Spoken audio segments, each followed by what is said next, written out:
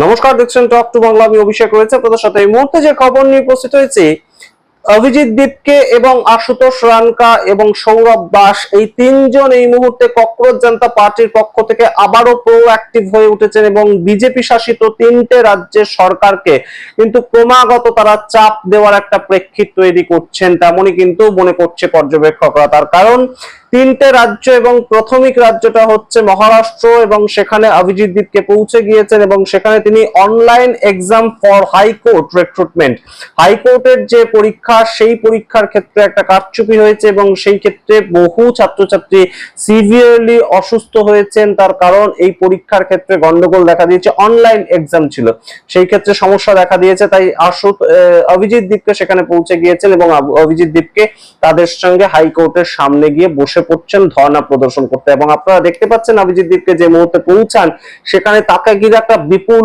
উচ্ছ্বাস, বিপুল মানুষের কিন্তু উন্মাদনা তৈরি হয়। এই অভিজিৎ দীপকে তিনি শেয়ার করেছেন ভিডিওটা। অন্যদিকে আশুতোষ রানকা তিনি রাজস্থানে পৌঁছে গিয়েছেন। রাজস্থানে একটি স্কুলে তিনি 5 ঘন্টা গিয়ে ধর্ণা দেন এবং সেখানে স্কুল ছাত্রছাত্রীদের যে দাবি দাওয়াগুলো ছিল সেগুলোকে তিনি আদায় করেন এবং সরকার আপাতভাবে সেই যে দাবি দাওয়াগুলো সেগুলো মেনে নিয়েছে বটে, কিন্তু গুরুত্বপূর্ণ সরকার একদম সরাসরি একটা রেগুলেশন জারি করেছে যে কোনো সরকারি স্কুলের ক্ষেত্রে কেউ যদি ইন্সপেকশন করতে আসে তাহলে তাকে ইন্সপেকশন যেন করতে না দেওয়া হয়। এটা করে সরকার নিজেদেরই কোথাও গিয়ে কিন্তু বিপদের দিকে ঠেলছে। কিভাবে ঠেলছে আপনাদের পরে সেই নিয়ে আলোচনা করছি বিস্তারিত। অন্যদিকে ওয়েস্ট বেঙ্গল অর্থাৎ পশ্চিমবঙ্গে কিন্তু ককরোচ জনতা পার্টির আরেকজন প্রবক্তা সৌরভ দাস তিনি পৌঁছে গিয়েছেন বাঁকুড়া, এবং বাঁকুড়ায় এই মুহূর্তে কিন্তু উত্তেজিত অবস্থা হয়ে রয়েছে। তার কারণ বাঁকুড়াতে একটি দুর্ভাগ্যজনক ঘটনা ঘটে গিয়েছে। একটি ছেলে তিনি ককরোচ জনতা পার্টির আন্দোলনের সঙ্গে যুক্ত হয়েছিলেন এবং তার পরবর্তীতে তিনি যখন এই আন্দোলনটাকে পশ্চিমবঙ্গে আবারও বাড়িয়ে নিয়ে যাওয়ার চেষ্টা করেন, যে স্কুলকে নিয়ে যে আন্দোলন চলছে এই মুহূর্তে, স্কুল সরকারি স্কুলের যে শিক্ষা ব্যবস্থা সেটাকে নিয়ে ককরোচ জনতা পার্টির আন্দোলন, সেটাকে নিয়ে তিনি যখন অগ্রসর হওয়ার চেষ্টা করেন তখন তার বাবাকে মারা যেতে হয়। তার বাবাকে দুষ্কৃতীরা একদম সরাসরি এসে হত্যা করেন এবং মারধর করেন, তার পরবর্তীতে তার মৃত্যু ঘটে। সেটাকে নিয়ে সৌরভ দাস সেখানে যাচ্ছেন। সমস্তটা নিয়ে অবশ্যই বিস্তারিত আলোচনা করব।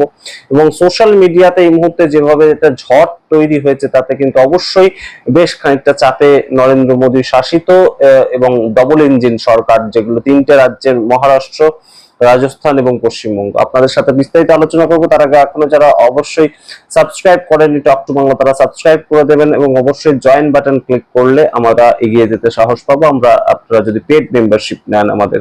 আপনাদেরকে প্রাথমিক যেটা দেখালাম যে মহারাষ্ট্রে অভিজিৎ দীপকে পৌঁছে গিয়েছেন এবং অভিজিৎ দীপকে সেখানে online exam for high court recruitment সেটাকে নিয়ে ধর্নায় বসেছেন এবং সেখানে ধর্নায় বসাকালীন অবস্থায় প্রচুর জনসমর্থন তিনি পাচ্ছেন। এটা যখন একদম মহারাষ্ট্রের ছবি। অন্যদিকে একদম রাজস্থানের যে ছবিটার কথা বললাম আপনাদের, রাজস্থানে কিন্তু গুরুত্বপূর্ণ যে জায়গাটা তৈরি হয়েছে, সরকার থেকে এই মুহূর্তে বলা হচ্ছে যে কোনোভাবেই যাতে কেউ স্কুল ইন্সপেকশন করতে না পারে, সেটা যাতে স্কুল অ্যালাউ না করে। কিন্তু এই সম্পূর্ণ বিষয়টা সরকার কিন্তু কখনোই সার্কুলার জারি করতে পারে না। তার কারণ আপনি যারা সবাই ইনকাম ট্যাক্স পে করি, ইনকাম ট্যাক্স যখন আমরা পে করি তখন সরকার বাই ডিফল্ট আমাদের কাছ থেকে একটা সেস নেয়। সেস কিসের জন্য নেয়? সরকারি স্কুল এবং সরকারি হসপিটালের যাতে ডেভেলপমেন্ট হয় সেই জন্য যারাই ইনকাম ট্যাক্স দিচ্ছে তাদেরকে একটা সেস দিতে হয়। এবং সেই সেস দেওয়ার মানেই হচ্ছে আপনার কাছে এই অধিকারটা আছে, আপনি সরকারি স্কুল পরিদর্শনে যেতে পারেন, আপনি সরকারি হসপিটাল পরিদর্শনে যেতে পারেন। সে আপনার পেশেন্ট সরকারি হসপিটালে অ্যাডমিটেড থাক বা না থাক, আপনার ছেলে মেয়ে সরকারি স্কুলে পড়ুক বা না পড়ুক, আপনি গিয়ে ইন্সপেকশন করতে পারেন। এটা নাগরিক হিসেবে, ইনকাম ট্যাক্স পেয়ার হিসেবে আপনার অধিকার, কিন্তু সেটাকে সরকার কোথাও মানতে চাইছে না। তো সেখান থেকেই আশুতোষ রানকা শিক্ষামন্ত্রীকে উদ্দেশ্য করে লিখেছেন, রাজস্থানের শিক্ষামন্ত্রীকে উদ্দেশ্য করে লিখেছেন, আপনি আমাদের উপর অ্যাডভান্স এফআইআর করুন, আমাদেরকে গ্রেপ্তার করতে পারেন, আদারওয়াইজ আপনি সরাসরি এই মুহূর্তে স্কুলগুলো ঠিক করুন। সরকারি স্কুলগুলো কেন এই অব্যবস্থার মধ্যে দিয়ে চলবে? একদম সঠিক কথা। আমাদের দেশের যারা একদম নিচু তলার মানুষজন তারাই তো সরকারি স্কুলে নিজেদের ছেলে মেয়েকে পাঠান। যে কোনো ধরনের যারা মানুষজন রয়েছেন, যে কোনো পেশার সঙ্গে যুক্ত, আপনি যে কারোর সঙ্গে কথা বলবেন তাদের টেন্ডেন্সি থাকে যে আমরা আমাদের ছেলে মেয়েকে এই মুহূর্তে প্রাইভেট স্কুলে ভর্তি করব।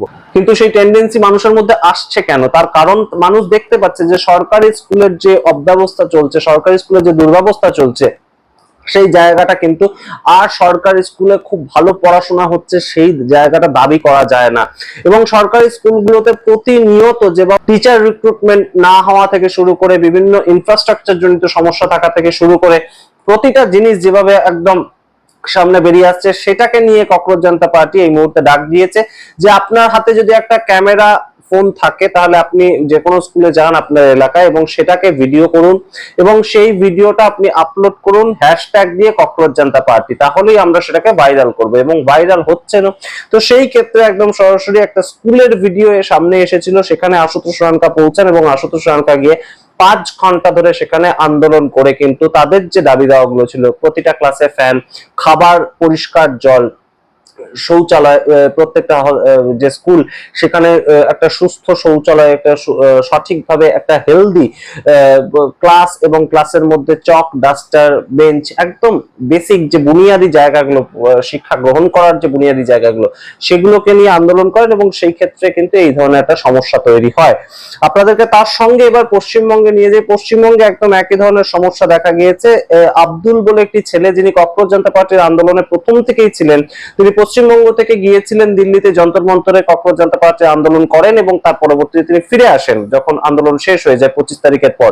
কিন্তু তার পরবর্তীতে তিনি এই নতুন যে ককরোচ জনতা পার্টির আন্দোলনটা, সেই ক্ষেত্রে আবারও তিনি যুক্ত হয়েছিলেন যে প্রত্যেক স্কুলে স্কুলে গিয়ে একদম মোবাইল নিয়ে ভিডিও করা। তো তিনি সেটা করেছিলেন বাঁকুড়াতে, তার বাড়ির সামনে একটি স্কুলে তিনি গিয়েছিলেন এবং ইনফ্রাস্ট্রাকচার সম্বন্ধে প্রশ্ন তুলেছিলেন। সেই ভিডিও এসেছিল সামনে, সেটা আমরা দেখাতে পারবো না কপিরাইটের কারণে, কিন্তু গুরুত্বপূর্ণ এই ভিডিওটা এসেছিল। তার পরবর্তীতে 15ই আগস্ট রাত্রিবেলায় তার বাড়িতে বেশ কিছু মানুষজন চলে যান এবং বাড়ির মানুষজন চলে গিয়ে যা অভিযোগ করেছেন সৌরভ দাস, তিনি বলছেন বিজেপির গুন্ডা, কোট আনকোট সৌরভ দাস এই কথা অভিযোগ করেছেন। আমরা তার সত্যতা জানি না, তবে বেশ কিছু মানুষজন চলে যান এবং এই যে আব্দুল তাকে মারতে শুরু করেন এবং সেই সময় তার বাবা সামনে আসেন ছেলেকে বাঁচাতে, যেটা অবশ্যই ঘটনা, এবং তখন তার বাবাকেও মারধর করা হয়। পরবর্তীতে তার বাবাকে হসপিটালে নিয়ে যাওয়া হয়, হসপিটালে নিয়ে যাওয়া হলে তার বাবাকে মৃত বলে একদম ঘোষণা করা হয়। তো এই ঘটনা নিয়ে সৌরভ দাস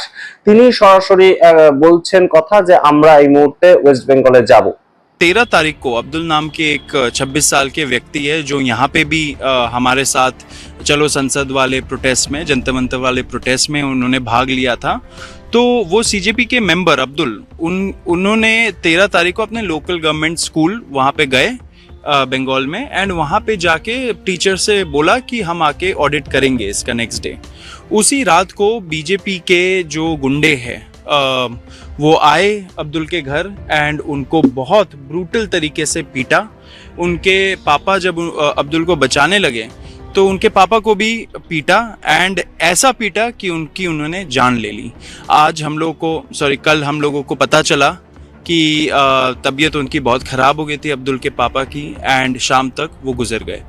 तो बहुत बहुत निंदनीय चीज़ है, ऐसा हो रहा है। हम लोग तो एक कैंपेन चला रहे हैं कि गवर्नमेंट स्कूल्स ठीक करें, मतलब इसमें बताइए सब लोगों को सपोर्ट करना चाहिए, कोई भी विचारधारा के लोग हो, लेकिन ये जो बीजेपी के गुंडे हैं वो मिल के ऐसा जो इंसिडेंट्स करते हैं, लोगों को डराते धमकाते हैं, ये सब क्यों हो रहा है? ये इसलिए हो रहा है कि ये लोग एंटी स्कूल है, ये लोग एंटी इंटेलेक्चुअल्स हैं। ये इनको लगता है कि शिक्षा से क्या होगा, गुंडाबाजी से होता है सब कुछ। तो गुंडागर्दी में लोगों को भरोसा नहीं है। आप अगर सोच रहे हो कि ये सारे इंसिडेंट्स करके आप यंग लोगों को, युवाओं को डरा दोगे, तो आप गलत फहमी में जी रहे हो। जब टाइम आएगा आप लोगों के खिलाफ भी बहुत सख्त कार्रवाई होने वाली है। আপনারা শুনলেন সৌরভ দাসের বক্তব্য। এই মুহূর্তে সবচেয়ে গুরুত্বপূর্ণ যে জায়গাটা উঠে আসছে যে গদি মিডিয়াকে রিজেক্ট করছে দেশের মানুষ, গদি মিডিয়াকে রিজেক্ট করছে কিন্তু সাধারণ মানুষ এবং জনসাধারণ একটা মোবাইল নিয়ে সম্পূর্ণ নিজেরাই রিপোর্টার হয়ে যাচ্ছে এই মুহূর্তে। সেটাও কিন্তু একটা খুব গুরুত্বপূর্ণ অ্যালার্মিং সিচুয়েশন তৈরি হয়েছে। সোশ্যাল মিডিয়ার খুব একটা বড় প্রেক্ষিত তৈরি হয়েছে। সোশ্যাল মিডিয়া বলতে আমাদের মতন ইউটিউবাররা, সেই আমাদের মতন যারা সোশ্যাল মিডিয়ায় কাজ করছে তাদের উপর মানুষ যেমন ভরসা করছেন, ঠিক তেমন ভাবেই সাধারণ মানুষ কিন্তু এই মুহূর্তে মোবাইল নিয়ে নেমে পড়ছেন রাস্তায় এবং তাদের সমস্যার কথা তুলে ধরছেন। এবং সেটা কিন্তু সরাসরি 3টে রাজ্যে আমরা দেখতে পেয়েছি, মহারাষ্ট্র, রাজস্থান এবং পশ্চিমবঙ্গ, এই 3টে রাজ্যের ক্ষেত্রে এই বিষয়টা বড় সড় ভাবে কিন্তু উঠে এসেছে। আপনাদের সঙ্গে রাখলাম পুরোটা। আপনারা সামগ্রিক বিষয়টা কিভাবে দেখছেন অবশ্যই কমেন্ট বক্সে কমেন্ট করুন। দেখতে থাকুন টক টু বাংলা। অবশ্যই টক টু বাংলা ইউটিউব চ্যানেলটিকে সাবস্ক্রাইব করে দিন। ধন্যবাদ।